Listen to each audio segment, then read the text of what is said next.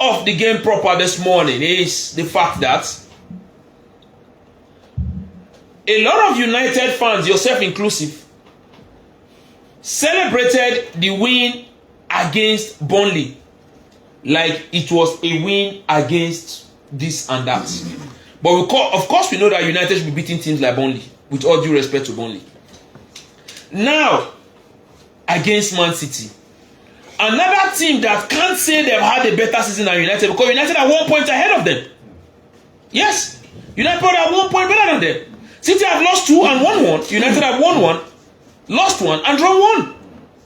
So, not the best of starts to the season for both clubs.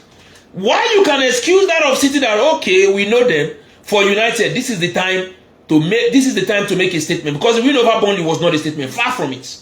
Yeah, it wasn't at all. And I think for Manchester United, it's high time they start making those numbers count, because we've talked about how they have dominated games and how they have been doing better from, what happened last season. So maybe it's high time they start putting those numbers into goals and then start winning games properly. Because when you look at how they have dominated games with the stats that we have got over the course of the first 3 games in the league, at least they should have done better considering the amount of points they have picked. But I think it's high time. Playing against Manchester City away is the right time for them to step up and start scoring goals. But maybe the issues of the injured players might affect the team a little bit. But I think Amorim has got enough quality in the squad to go out there and then try to do something. Quite know that Pep Guardiola is the only manager that is yet to beat Ruben Amorim in the Premier League entirely. And he has faced him more than once. Last season they played against Manchester City twice with him. And United still went unbeaten, winning 1 away from home and then drawing the second one at home, against Manchester City. So on Sunday, I think Manchester United's main problem is going to be their midfield.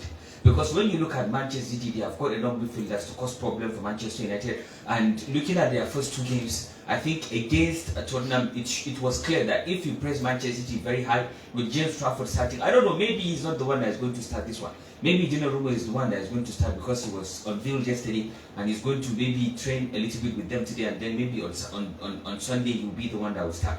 So if he's the one to start, then that makes it a little bit easier for Manchester City, because maybe they might not play out from the back that seriously. But if they get to play out from the back continuously in that game, Manchester United will have a chance. If they can press properly, they can pick up the ball and try to cause some problem for Manchester City. Like I said, in the midfield they have enough problems, so they cannot dominate that game with what they have got with Casemiro and Bruno Fernandes, because Casemiro doesn't have the legs, and we all know that Bruno is not a central midfielder that help you keep position. He just wants to create, and I think that is why Manchester United are creating a lot of chances, having a lot of touches inside the 18-yard box, because Bruno only wants to create for his forward players.